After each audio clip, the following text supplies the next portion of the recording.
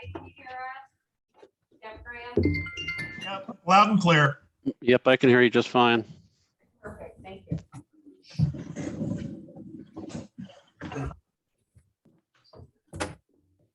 Well, it's 6 p.m.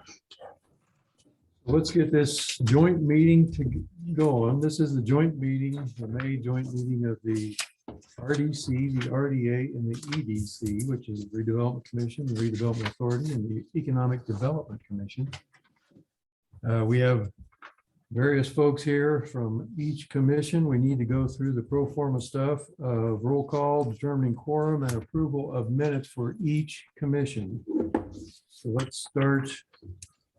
I'll call the meeting to order. Let's start with the RDC, Redevelopment Commission. Let's do a roll call, starting with Mike, please. Here. Dave Craven's here.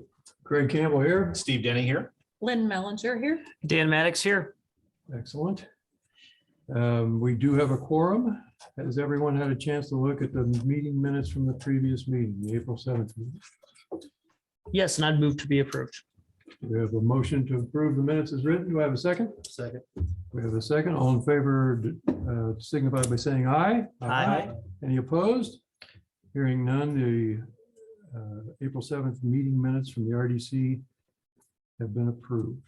Redevelopment Authority Commission. That's me. Is anybody?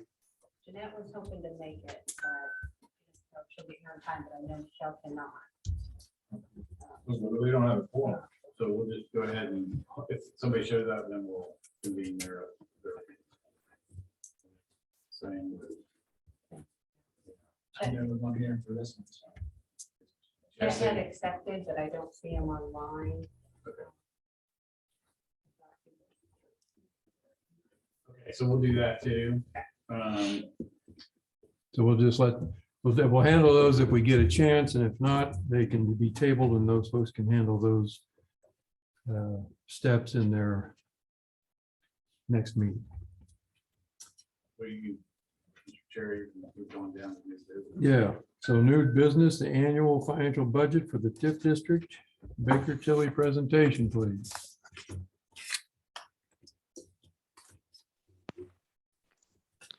Okay, good evening. I guess I will share my screen. Should I do that so I can run the PowerPoint or?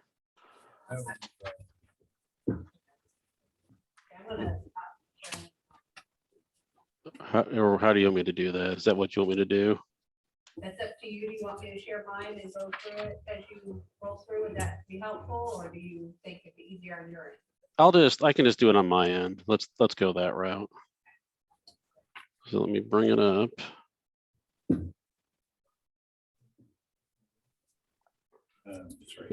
Does everybody see that now? The Yes. cover page? Okay, perfect. So it's been almost exactly a year since we last talked about this information. So some of this should look familiar. There are a few updates to it from last year that we'll touch on as we go through it. But overall, it'll be very similar to what we kind of talked through last year. So we'll jump in. If you've got questions, just feel free to, I guess, shout it out or save it to the end. Either way works for me as we go through this. Brian, it's Brian. Yeah.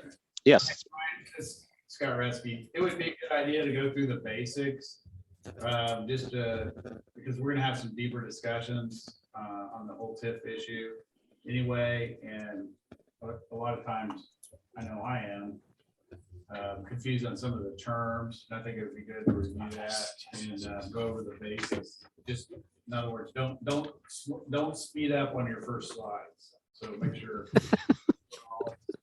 Good point. Okay, we will spend as much time as we need to on those early couple of slides. I might speed through this first slide, but then when we get to the next couple, I'll slow down. So this is, as part of the presentation, we just list who the Redevelopment Commission members are. This is just who works with Pendleton on different TIF issues. Sam Schrader is a consultant that works with me within our firm. He's at a different meeting tonight.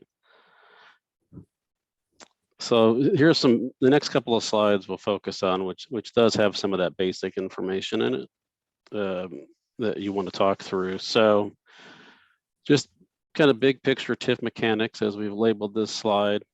You'll hear a few phrases throughout. We'll talk about base AV, incremental AV. Those are kind of the two main terms when we talk about the assessed valuation for a TIF area. So the gray box at the bottom, when you establish a TIF area, you establish what's called the base assessed valuation.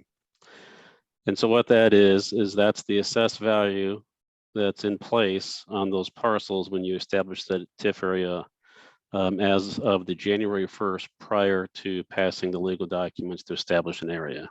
So if you went out and set a new TIF area up today, the base value would be whatever that value on that land is, or could have buildings on it as well, is as of 1/1/22.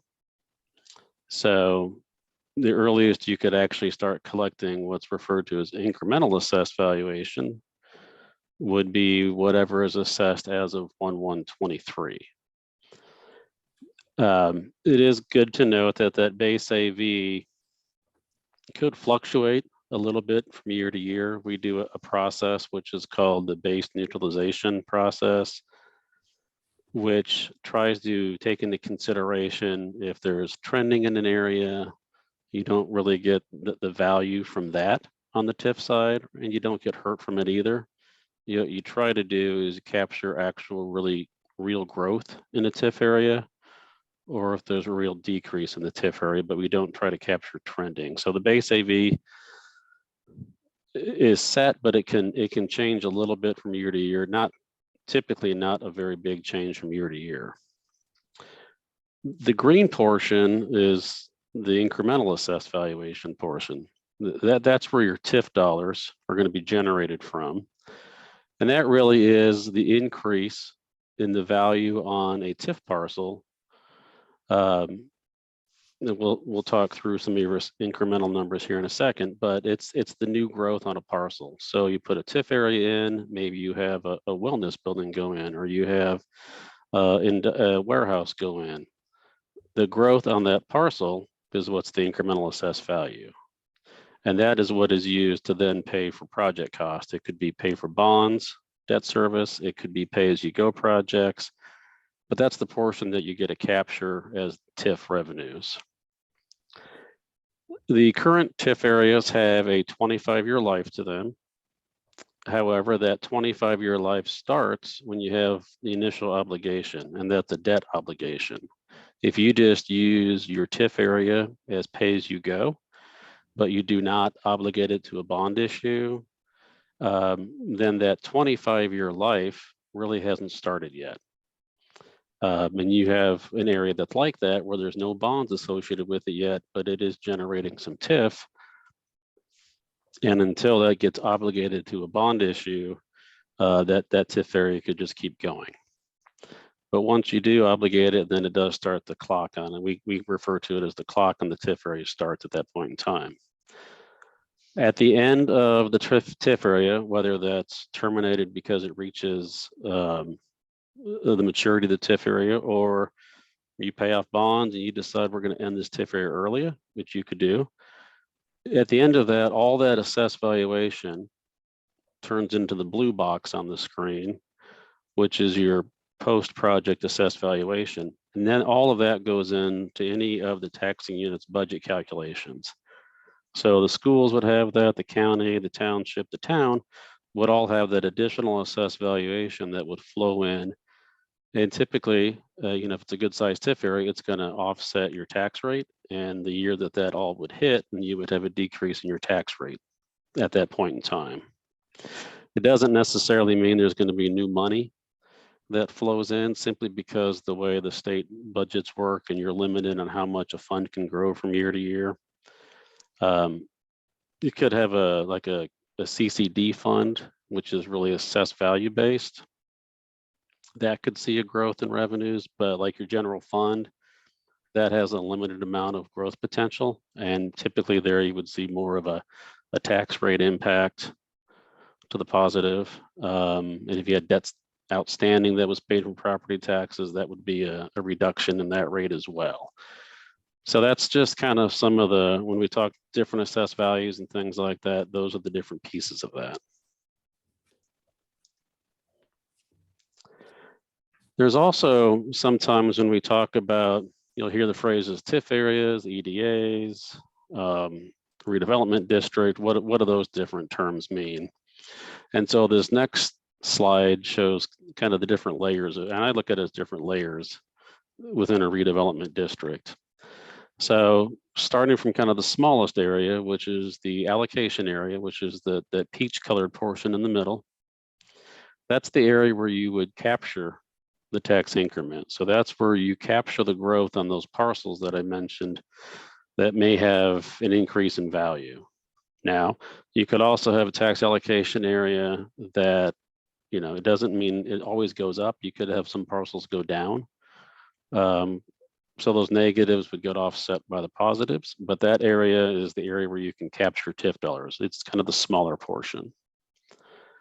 The portion outlined in red is the economic development area, and that's the area where you can spend those TIF dollars. And so you can, you know, move monies around. It could have a very small tax allocation area, but you could have a bigger economic development area, and you can take monies from that small tax allocation area and spend it anywhere in the economic development area. And then the final kind of layer is the black box, which is the redevelopment district, which for a town is coterminous with the town boundaries. So the Pendleton redevelopment district is the same as the town of Pendleton district, or town of Pendleton boundaries, if you will. If there was ever a special benefits tax levied, that's a property tax to support a bond issue, that would be applied to the entire redevelopment district. So everybody in the TIF area, the allocation area, everybody in the EDA, and everybody within the remainder of the town would pay those taxes. Sometimes we've had confusion sometimes where people think that the tax would just simply be levied on those in the TIF area, and that's not the case. That would be a district-wide or town-wide tax.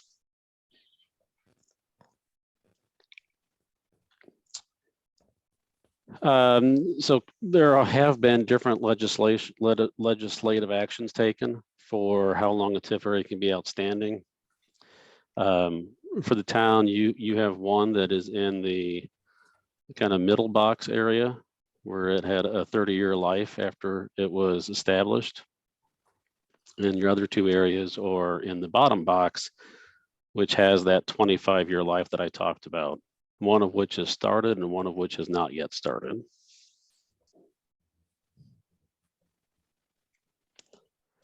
Were there any questions on kind of the basics before we go into the specific area discussions?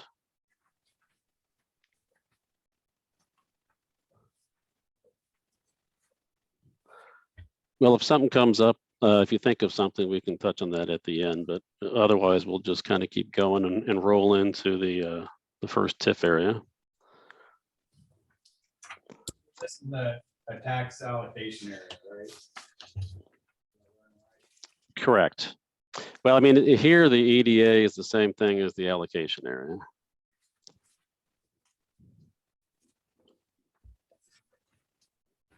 But yeah, we've got three different allocation areas and TIF areas that we'll be talking through tonight. So the first one is the Pendleton EDA number 1. So this is the oldest area, and this was established back in '99, and it expires in January of 2031. You'll see that the estimated TIF that we've calculated for pay 2022 is about $689,000. Some of that's still estimated because we did estimate circuit breaker losses in the TIF area. We don't have the actual final number for that yet, but it should be in that 685, 690 range. That is a reduction from 2021 to the tune of about $50,000. And that really has to do with the assessed valuation did not go down in the area. It went up slightly, not much, but slightly. The biggest impact was a 22-cent decrease in the tax rate. And so with that tax rate decreasing, that brought that TIF number down from about $738,000 last year estimated to about $688 this year. So that area does have two bonds outstanding that were both issued back in 2015. One is the lease rental revenue bond issue, and that's payable out of tax increment, and it does have a property tax backup on it. So that special benefits tax that I mentioned. The other is the waterworks bond, and that is payable from both tax increment and waterworks revenues, and that has a property tax backup on it as well. So the next couple of schedules shows kind of the relationship of the TIF with the debt payments. One is a chart, one is a graph. Some people like to see numbers, some people like to see a picture, so we show both. So you can see the TIF is about the $688,000 that I mentioned. Those combined debt payments are about $570,000 per year. So you've got about $120,000 per year in TIF above the debt service payments that you can use for other costs. So that coverage level is about 120%. Last year, it was 130% coverage. So, you know, having that reduction in your revenues obviously has an impact on that coverage number. But still, you have, you know, over $100,000 per year that you can use for pay-as-you-go projects as well. And then this is just simply a graphical representation of that same information that was on the prior slide. The dark gray are the lease rental bonds, and then the light gray is the waterwork bond issue. And then the blue is the TIF portion.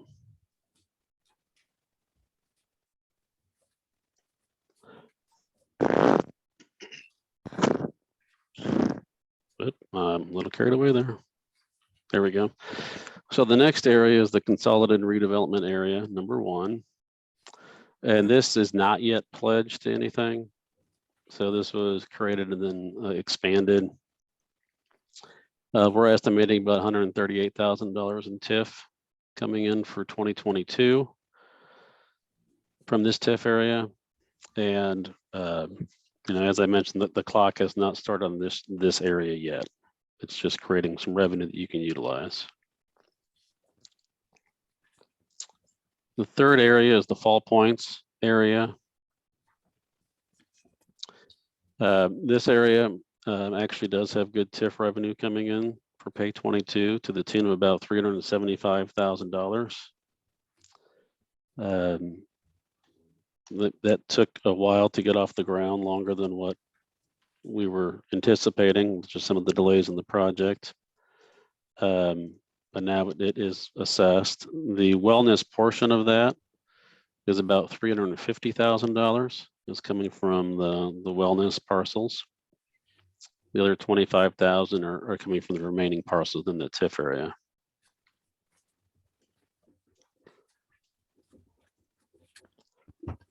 That does have the Wellness Center project bond issue issued back in 2018 associated with it.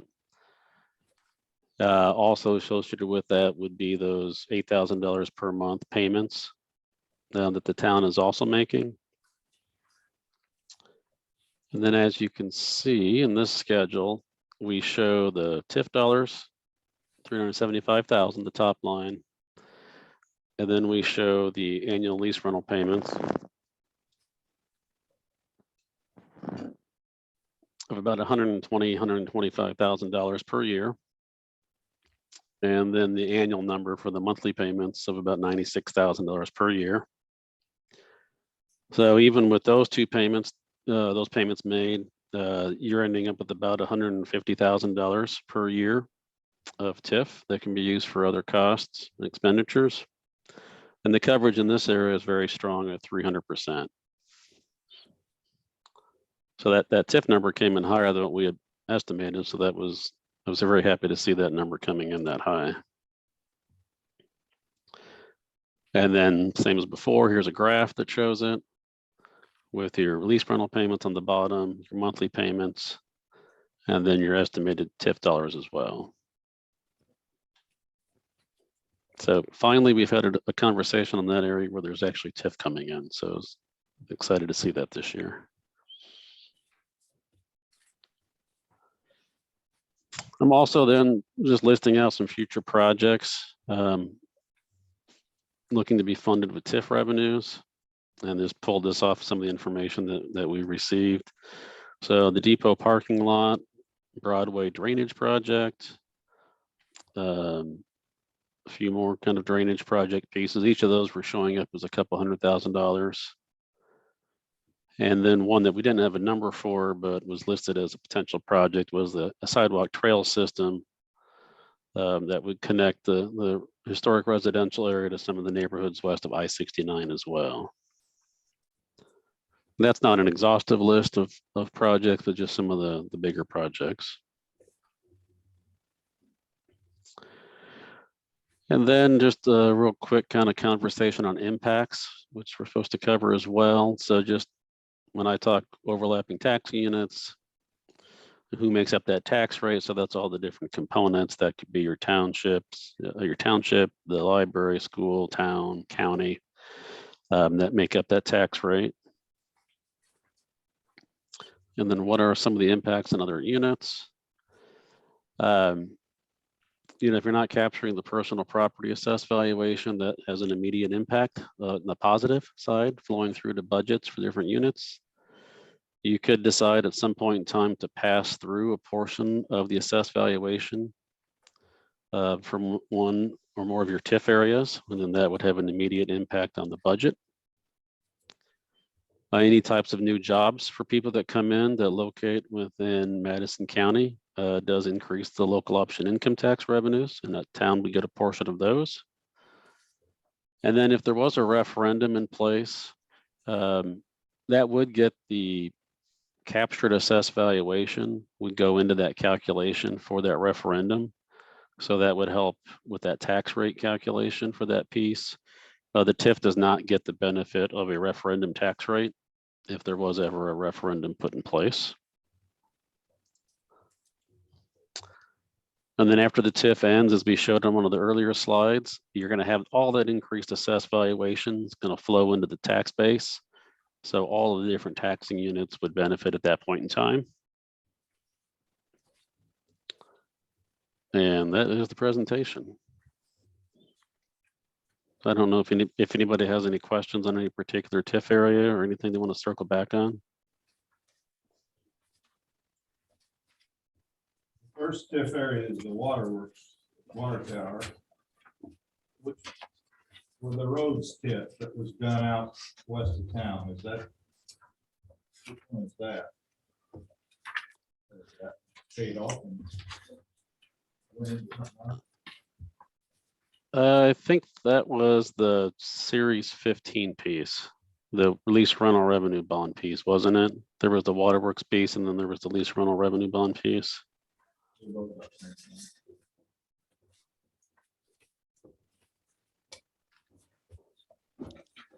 Just out of curiosity, since I'm kind of new here, could you tell me a little bit about the future projects on the Pendleton Redevelopment District? I will let Mr. Reski talk about those.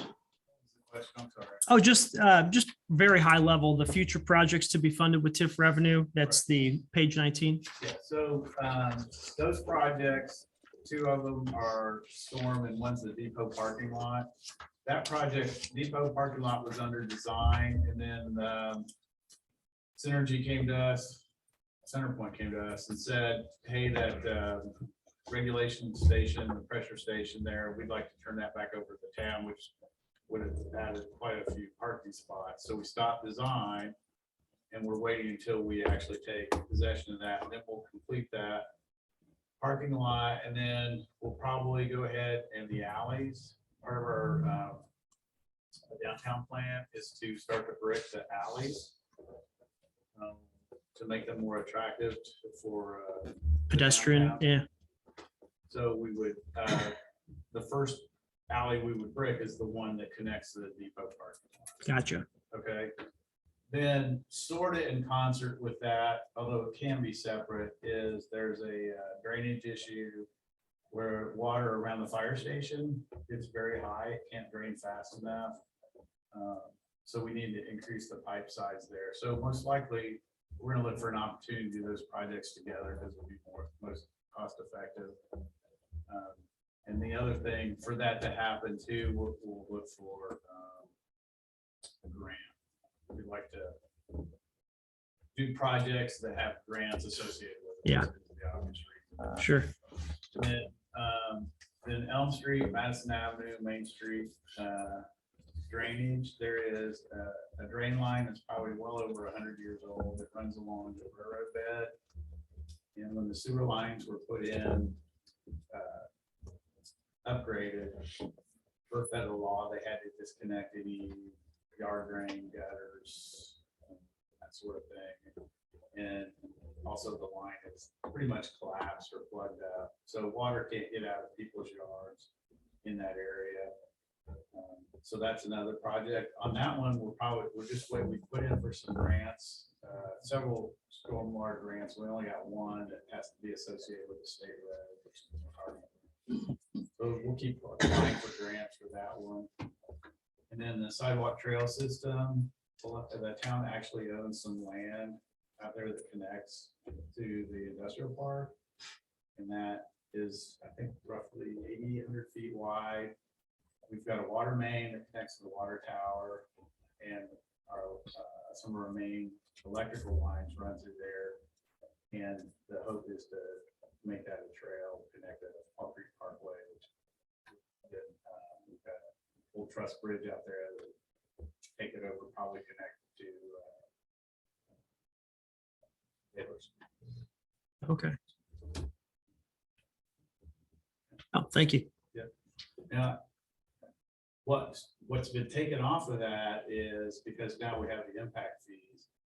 We were spending money on the 67 upgrade with trails and pedestrian, but because we have enough impact fee and that's a targeted project, we're able to take some burden off the TIF fund. So that's a change. Okay, thanks.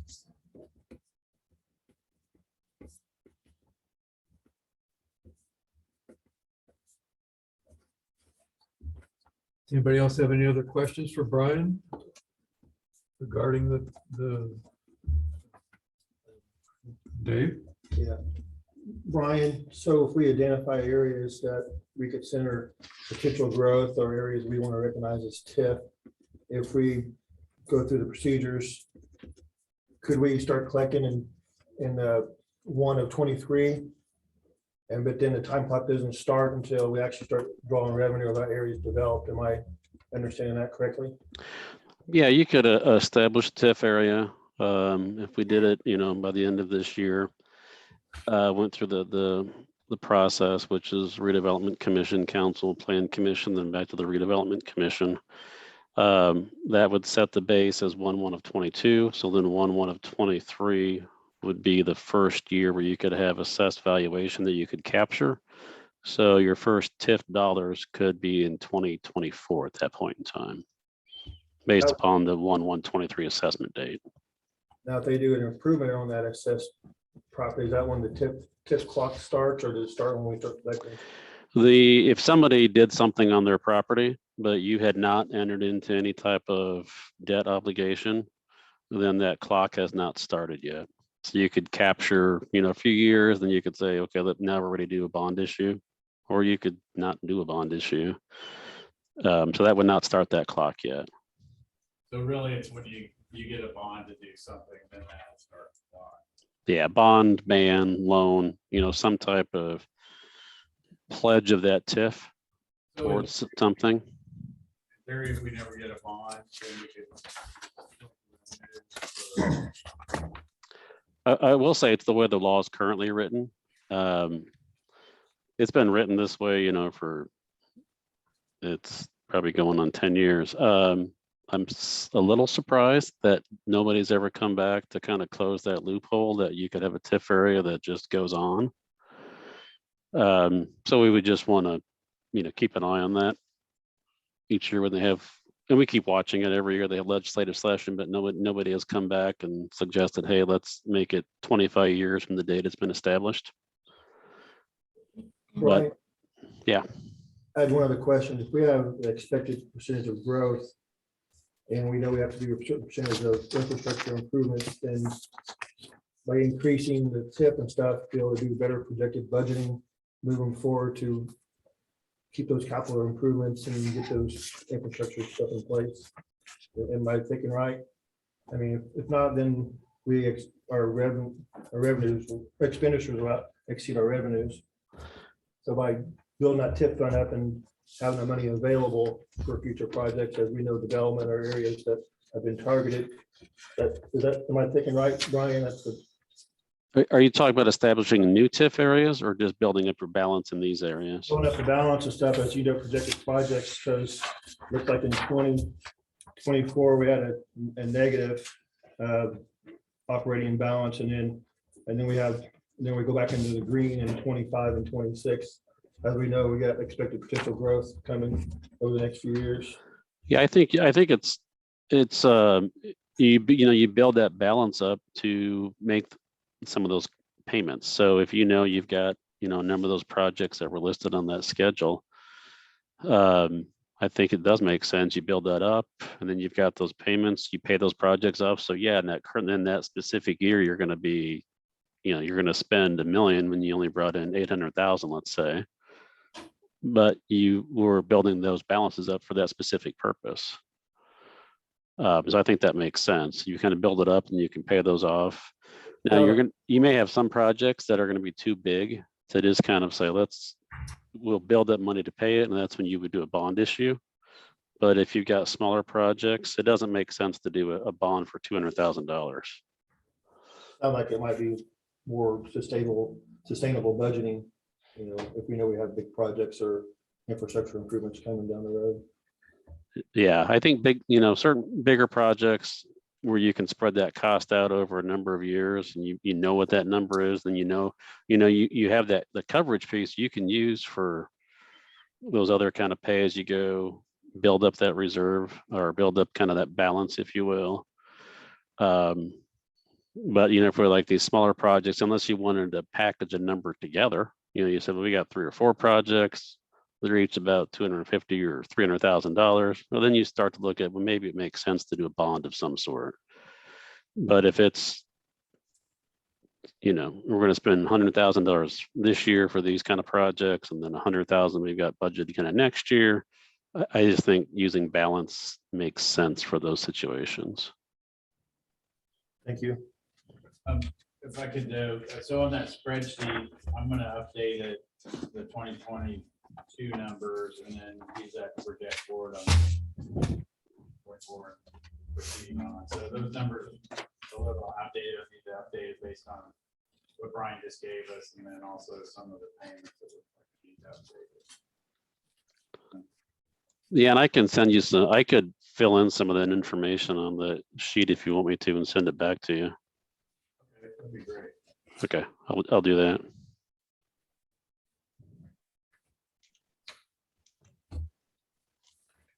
What else do we have for Brian? From anyone? Brian, there was some discussion in previous meetings about expanding the TIF district and also strategies of expanding that economic development area. And one of the questions came up, and I don't know if Jeff wants to kind of chime in on this, but what would be the pros and cons of expanding the entire jurisdiction of the town for the EDA versus limiting? They kind of talked about maybe getting some thoughts from you on whether just isolating certain areas or expanding that EDA to the entire jurisdiction. We've got some surrounding counties that have done that, and kind of wanted some guidance on that if you could. Yeah, we've seen more. I think more places have made bigger EDAs. It used to be, I'd say, allocation area, and it was the same thing as the EDA. It was just the same, it's the same 20, 30, 40 parcels. And then we've kind of seen that the process evolved where you could have an EDA that's a larger area, and you could have 4 or 5 allocation areas within that, a very, smaller, more specific areas where you're generating revenues from. So I don't see a huge issue with expanding the EDA, making that larger, whether it's the entire town. I guess it kind of depends on what your plans are for the TIF. If you really think you would use the TIF throughout the entire town, then maybe that's the way to look at it. If you think there's corridors or areas that you would want to use that TIF, then maybe not making it the entire town would make sense. But that's, we could look at that with you to kind of see, this is kind of what our thought process is.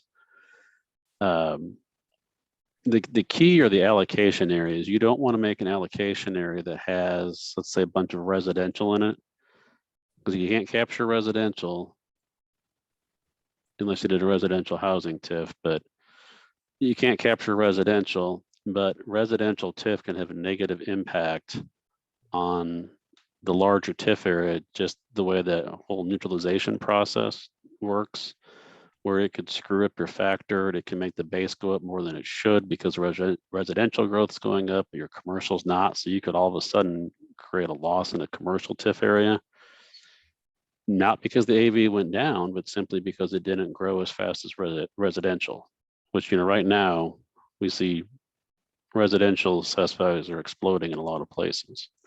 So that would be my caution, just on if you look at a new allocation area, we would want to really look at what you were putting into that allocation area.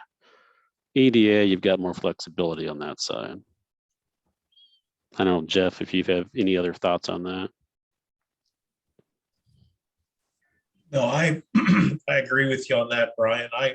I in my other municipal clients, I have played a role in creating them, and just for flexibility purposes, I have had the EDA be the entire municipality, and that's just for flexibility. But your point's well taken. If you want to indicate your desire to target those TIF funds towards a certain area, then it's better to narrow it down. But after chatting a little bit with the guys and gals on the redevelopment commission, it seems like there's a pretty wide variety of projects throughout the town that may be target for TIF in the future. So it was just something we had discussed, and I wasn't aware of necessarily a downside from a legal standpoint. So we were really hoping that, and you have provided us an analysis of doing that.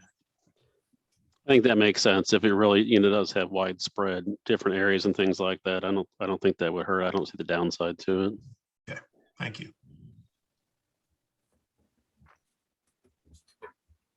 Thank you for being our collective memory, Denise. Oh, that's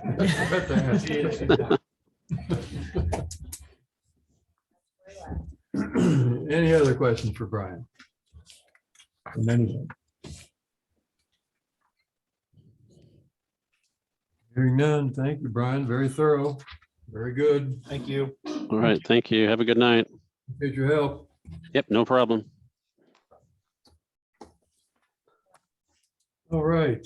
So that was the presentation of Baker Tilly, adjournment for the RDA and the EDC. For those folks that are here, Mike, I'm sorry. A couple more things. Oh, sure. Related to that. So here's the annual. So first of all, what Brian just did is actually required by the law. So keep that in mind. It's good to know. Then here's the 21 annual report that shows the county summary and the balance and expenditures and the balance. This spreadsheet will update it. Mostly I would take from that and the yellow next year's budget. You can look at what from that, it gets real sloppy, you have to figure it out. So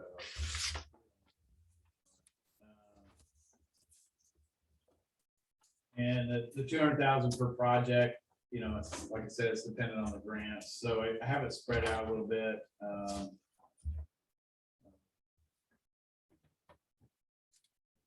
but I don't think we'll have all three projects happen at once. And then you have a revenue detail sheet, so you can see where the revenue comes from. That's always related to what Brian said. Okay, so with the RDA and the EDC, care to adjourn their meetings? Welcome to stick around. You're welcome to stay. Is there some kind of thought with regard to this, or is it just a future thought with regard to this, or is it just an? So this is the annual report. You know, it's a big asset. We're sort of, with the growth happening, we're sort of lucky. We're building a fund a little bit, and we'll see what comes up. The drainage is the biggest issue right now for the town, because it's decreasing property values unless it gets taken care of. A lot of people in this room have experienced that, so that's a priority right now.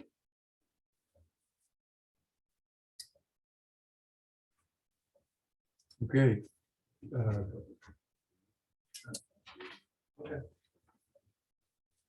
You do want to adjourn your meetings, We're or done. Well, we don't have somebody here to adjourn, so I guess we're done. we have a question from the audience? From the back row. I would love for them to hear the very brief comments that I have to make. Unless you have places to be, at which point I understand. We do have a presentation coming up from the gentleman in the back that I think you would be interested in, so Happy to hear. excellent. Let's move on then to old business, request for proposal of the aquatic center. What do you got, Scott? So the request for proposals is out. I'm actually seeing a little bit more activity than I thought. We've got some questions in from possible respondents. And I received quite a few comments from contractor, facility development, industry, you know, saying, wow, this is interesting, it's an exciting project, we're looking at it.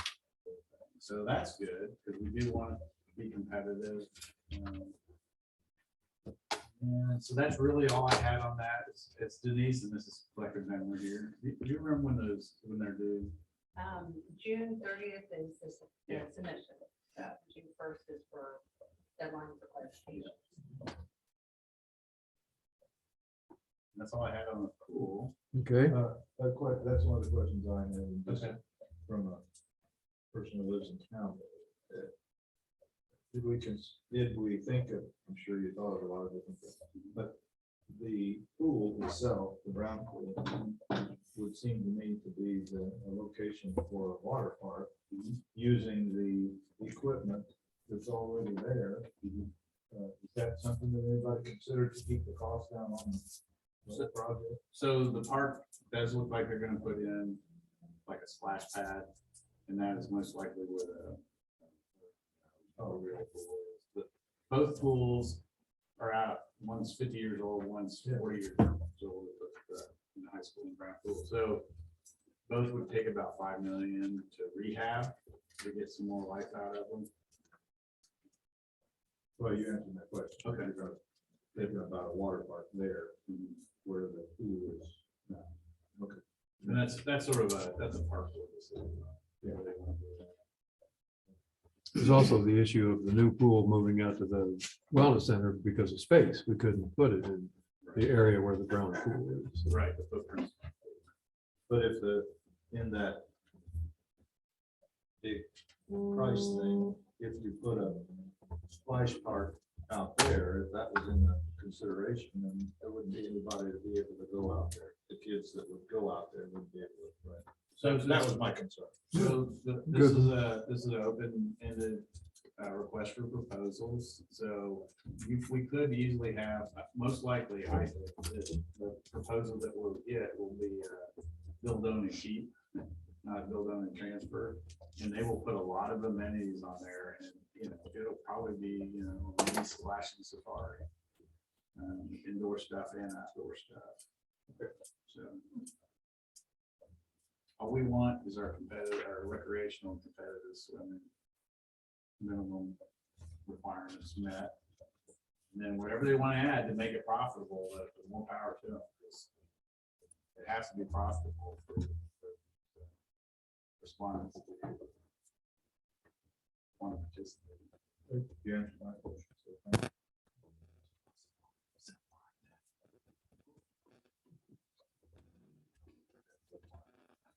All right, how about the, Oh, I didn't put that in the. aside from the zip line, how about the expansion of the TIF district and parcel identification? Updates on that? I think we're just waiting for some input from members, see if they had any thoughts. Jeff, what was our next step? If you could remind us what the next step is, if we do decide to add some more allocation areas. There's 4 hoops to jump through. The first, they'd have to be identified by the Redevelopment Commission, and then on to council, and then planning, and then back to the Redevelopment Commission. And Scott, you did ask us to look over this map and that you provided for us. The new areas that are identified, and see if anyone had any objections to any of these or other additions. So does anyone on the commission had any thoughts on that? Personally, I think the areas you've chosen are fine. I didn't have anything else in mind. But you know this better than I do, certainly, so. With a 4-step process, so that's probably talking 2, 3, 4 months. Go through all these, give public notices and all that. So I think that we should start establishing, start taking the steps, would be my recommendation. Jeff, if we start this process, can we add or subtract parcels as we go through the process? Does it allow that, or are we locked in? Yes, yeah, absolutely. That'll make it easy. Yeah, we do have one parcel that I didn't think we'd see a lot of activity on. It's the one parcel that does touch 13. They were gonna do boat storage. They've gone through BZA already. And they're gonna split the parcels, and the back is gonna be boat storage, and the front was intended to be a boat dealership, but we didn't think, I don't think they thought they were gonna do it for a few years, and all of a sudden they came up and they said, no, I think we might wanna move forward on this. So that's the one parcel that I hope we get the process done before they're ready to build.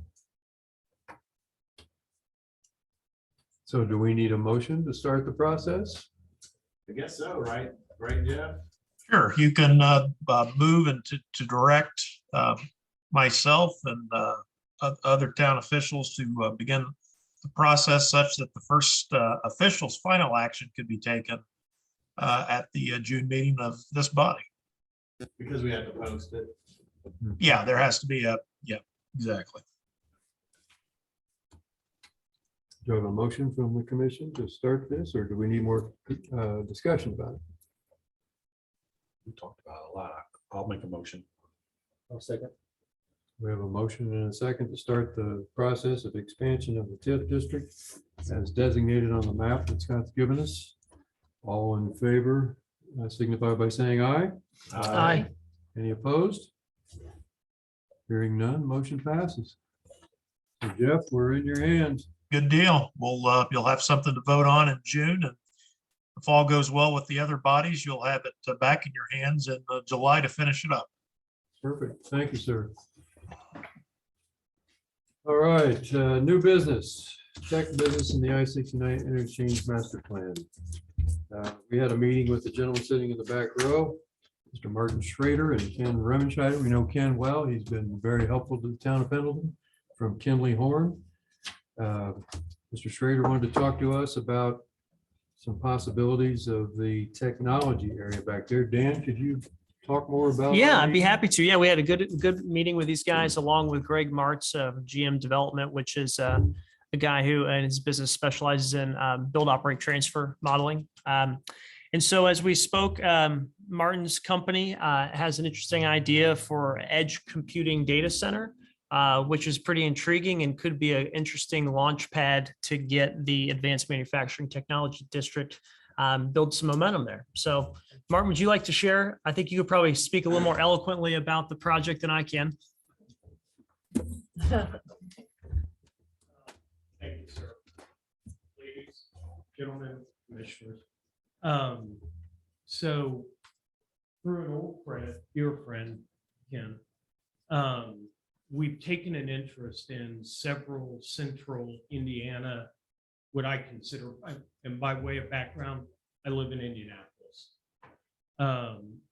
kind of central Indiana communities. And the idea with my business partner all kind of hovers around edge computing, technology, data centers, et cetera. Our first 3 projects have not been in central Indiana. Because I live in Indianapolis, I've been pushing quite hard for us to expand our reach in central Indiana because it lets me drive instead of fly. I like that. So we've started identifying, and I lean pretty heavily on Ken to help me identify communities where the edge data center idea would be viable. Pendleton is one of them. The master plan that those guys put together, the technology park, all that kind of stuff makes all the sense in the world to us. However, let me give you the good news. One, I'm not here asking for money, which usually cheers an RDC, an RDA, an EDC, a city council. I'm not here asking for money. What I wanted to do, and it's what Mr. Campbell and Mr. Maddox and I talked about, was I wanted to get to know you guys. We're going to be part of the community. I need to know everybody, and I want to be a part of it. That's why I'm here. The second thing that's a pretty good idea is we can be, we believe, a kickoff project in the master plan in the technology, high-tech manufacturing area. The third thing that's good news, in my opinion, you guys take it for whatever you want, is I believe really strongly on a 3-legged stool. We have high-density computing. We have enterprise computing, which is what you would typically think of as a data center. And I want a third leg. I think I can bring some third legs to the area that fit in with what's planned. They might be life sciences. They could be educational. We have some deep and weird connections.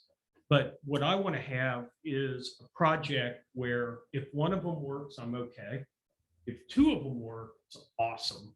If all 3 of them work, holy cow.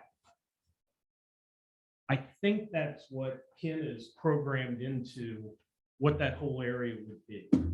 And we can do lots of other things alongside of it. We would probably be bringing in pretty high-speed fiber. We would probably be doing 5G Wi-Fi. The other businesses that might locate in that technology area could benefit or live off of those resources. It's kind of the kickoff of, and I mean this with all due respect, right now it's a big cornfield, more or less. If we bring in the resources that we need, but we can share them with other businesses and help make them available, it wins for us in some respects, and it wins for them, and it makes it more marketable. So that's the idea. I don't have a presentation. It's not, well, you might. It's not a big, well thought out plan yet. We're still piecing it all together in our heads. But I wanted to, after we had the opportunity to have a cup of coffee, Ken and I agreed we should come to the next meeting. Happily, it was your all's 3-way meeting to say, hi, my name's Marty. we're seriously looking at coming to town. And I don't know what that means exactly, but We're glad you're here. Yeah, thanks for joining that's us. about all I got. We are glad you're here. And I came up with every bit of that sitting in the street for about an hour because I got here way early. So I was scared by 69. Well, I will add a few things to that. And thank you, commissioners, for allowing us to be here tonight. Cameron, Schneider, Virginia, Warren. If you want to look at line by line, likely to be 90% of what this project will bring to Emerald. You'll find it on page B2 of the. Essentially, we're working that program. One of the things I know Marty and his partner Jay are interested in doing is making certain that he has dialogue. Because there are many ways we could program this building. And it could roll out as a single building. It could roll out as a building in 2 phases. And You could roll out into more than one building. and yes. Who knows? And so we do want to continue having the dialogue with the community to make certain that we are striking on the cylinders we would like us to be striking on. There could be a collaboration between this facility and their school corporation, getting high school students interested in technology careers and perhaps even getting them into the facility while they're still in high school to expose them to careers. If a combination of education, training, employment can be into this things. And entrepreneurial lease space. So that's another piece of the program. So we're very much interested in knowing what you would like to have out there, but we do certainly think there's a real opportunity here to expand the central Indiana technology center to the advanced manufacturing district. Another thing I would mention that Marty and Greg, two fellows involved in this dialogue program, have both done work at pre-university with technology centers up there. So this isn't the first rodeo doing that. And we even had conversations about, do we want to bring a Purdue training center to this facility? So It could be Purdue Polytech High School. It could be a Purdue Extension. It could be all kinds of things. I'll tell you, it's in confidential. There could be a medical outreach component that I think would be very interesting, which could also come with training, education, employment, those kind of things. Let me see, how many veterans are in here? You might have some idea what I'm talking about. But Jay, Greg, and I think with Ken's help, from a planning standpoint, or you're fired, can bring a lot of interesting resources to bear. And that's the third leg of the stool, or maybe the fourth leg of the stool, who knows? It's really fascinating. And it's a model that we want to deploy. And I think pieces together to be able to do something interesting. What attracted you to that? So The 69 corridor? sort of. So what's police back there are stuff. What's really interesting is the model that, so I'm a commercial real estate guy. Well, I'm really a tax accountant trade. My business partner, Jay, is a technology guy, ex-Anderson Consulting, ex-Hewlett, well, I ended up Hewlett-Packard, Ross Perot, whatever. He understands the technology side and the data center side. And he came to me with a fascinating idea of building, because it's where the world's going, building a ring of edge data centers, where you're closer to where people need and consume data, bandwidth. I, very selfishly, lobbied very aggressively for central Indiana because I can get there and I know the landscape. So it's, Ken and I have been talking about this for, I don't, started during COVID on your back porch, where you were willing to let me sit 12 feet away and still give me a cup of coffee. We started looking at the concept of networking them together. It doesn't do you any good necessarily to have a small edge data center in Pemberton. It's no sense. I mean, it can be dealt with, but it's kind of weird. But what if I had Pendleton, Kokomo, Frankfurt, Lebanon-ish kind of thing? And am I boring everybody to death? Okay. So here's how Jay and I met. Aside from the fact he needed a real estate partner to help do a deal in Texas, central North Texas. What they figured out was they had a client need in Dallas that needed a disaster recovery site. That's where all this started. And he ended up with a circle, and he ended up in Waco, Texas. It's not quite 2 hours south of Dallas. And it was far enough away on a different utility grid, critical, different connectivity, but the client could get there. If all hell broke, if something was horribly awry in Dallas, yeah, delete that. Mute. If something went horribly awry in Dallas, their IT people could get there. They had enough gas for the most part in their cars. They're on a different utility grid. They have different connectivity. They can do it.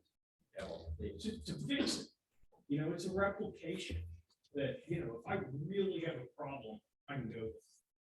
It's the same idea. There was a flaw in the model. But by the way, the model worked out really well. I couldn't have been happier with how that whole deal turned out. But the flaw in it was it cost too much to build. They count them in tiers. Tier 4 is like Department of Defense. Tier 1 is like you've got a laptop in your basement. They figured out building tier 3 and tier 4 facilities costs way too much. It makes way more sense to have 3 tier 1s or tier 2s. I mean, whatever. You take whatever you want. But they figured out, well, we did, and a lot of people have, that it makes way more sense if I had, let's take St. Vincent's in Indy, which is right by my house. If they were backed up, Pendleton, I don't know, Peru, Lebanon, I can do it way cheaper, ×3 than they can spend to do ×1 of it's a bomb-proof shelter. And they can get to all of them, and their stuff's everywhere. That's the model. And what it also allows us to do, and I know I'm bored, somebody in this room is bored out of their minds. Raise your hand. You're the troublemaker. So I can do that in all those places, but while I'm there, aside from selling that service, I can provide other services. I can provide high-speed internet and all those kind of things, 5G Wi-Fi, and to the rest of the technology part. I'm already there. I'm there for a reason. Like 1 at the school, I'm there for a reason. Like 2 at the school, now I can help. I can provide these things to the communities I'm in. I don't know if anybody in here is big into agriculture, but there's a huge movement in the agriculture field to 5G, high-speed connectivity. I hate to call them robot tractors, all that stuff. I've now put a flag in the ground. I can provide that stuff. The connectivity part of it, I mean, I can't run the robotic tractor, but barely cars. But, you know, all those things, once you're already in the ground, okay, it's very interesting, some of the other stuff you can do. You want to have high-tech manufacturing, this, that, and the other, they're going to need everything that I'm putting in my facility right out of the box. They're going to have it. They're either going to get it from me, or somebody's going to have to get it to them, one or the other. And once I've already done it, what do I care? So that's the model. I get where you're coming from. So the previous job I had was at the state level.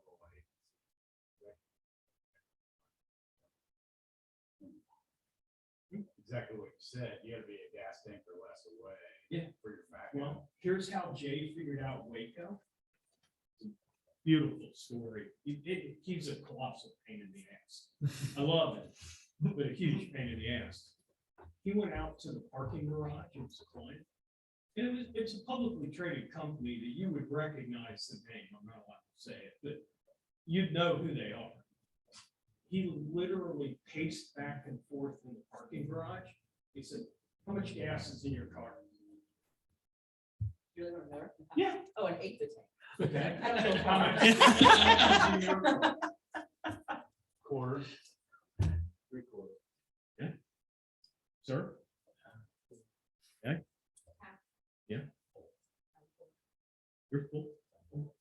You drive the electric. I couldn't get here. What he figured out was everybody on average has about half a tank of gas. On average. Not you, Marissa? And he said, you know, car probably goes 25 miles to the gallon. Tank probably holds 20 gallons. That's my radius. That's how far, if everything goes haywire, how far they can get. Continuity of government. The exact same thing. Exact same thing. We looked at where our key people were. South an hour, it's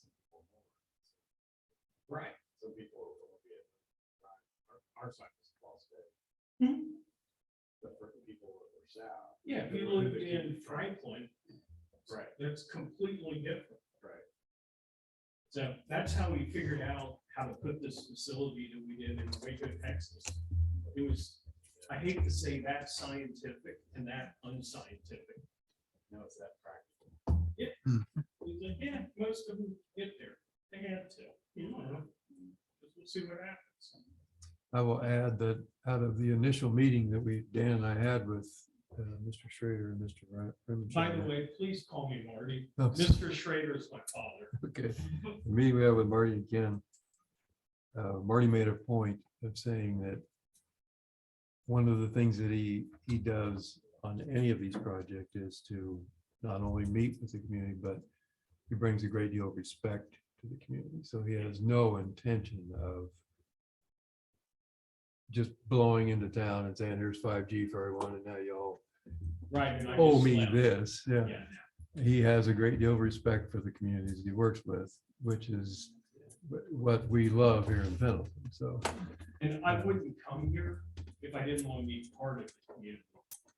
I mean, granted, I don't live here, you can hold it against me, but I don't want to come here, do something, and then off somewhere else. It's not how I roll, not what I was taught. so what do we need to do to help you do whatever it is you need to do? Tonight, go have dinner. Have a great evening. Thank you for your time. I don't have, like I said, I don't have a proposal. I don't have a projection. I don't have any of that kind of stuff. As I told both of you gentlemen, yeah, I just wanted to show up. You're having a meeting. It's respectful. We talked about Hartford City. It's respectful to show up and say, hi. We'll figure it out from there.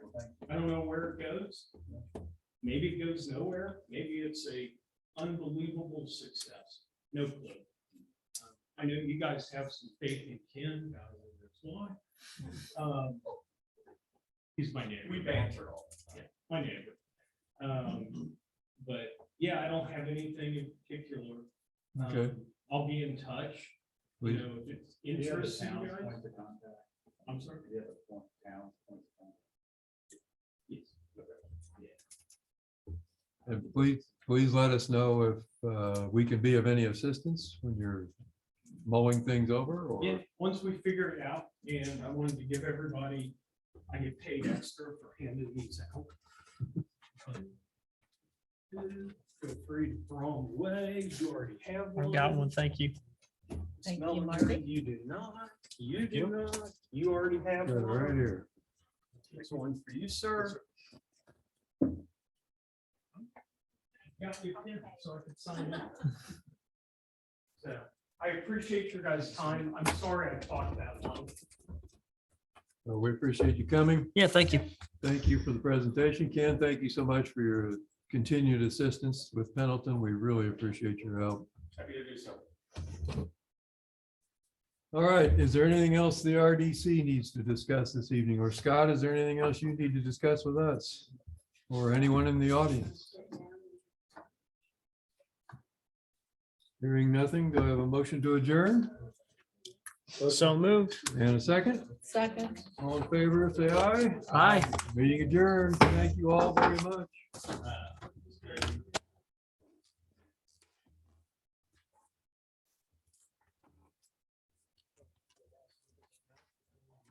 Nice to meet you Yes, officially. yes, put it Yeah. all together Yes, again. exactly. Yeah. Oh, Thank you. Yeah, We'll see you around. absolutely. Look forward to the next one. Yes, yes.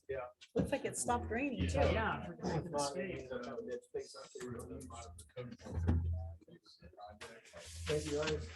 Appreciate that. Thank you, Dave. Nice meeting you. Glad you made it through the fire. Good seeing you. So did you get your Thank you. grandson? Oh, absolutely. Appreciate it. Yeah, Have a good night. happy. Hey, you too. Thank you. So where's he at? Atlanta? He's in Atlanta in the suburb of Buckhead. Okay. Yeah, so I was just talking to Dan about it because he does business with what my son does. It's called Stevens Inc. They do everything, acquisitions, loans, real estate. My son does acquisitions, like he finally told me what he does. And he goes, just think of it this way. I'm a real estate agent. Like instead of selling houses, I sell banks. Oh, wow. So. Okay, there you I go. understand that. I understand that. Yeah. So, Yeah. because he tried to tell me the technical terms of it, and I couldn't understand. So he's been to college already, or he's, okay, Oh, yeah. so he's going to work. Yeah, well, he worked for a smaller firm in Detroit.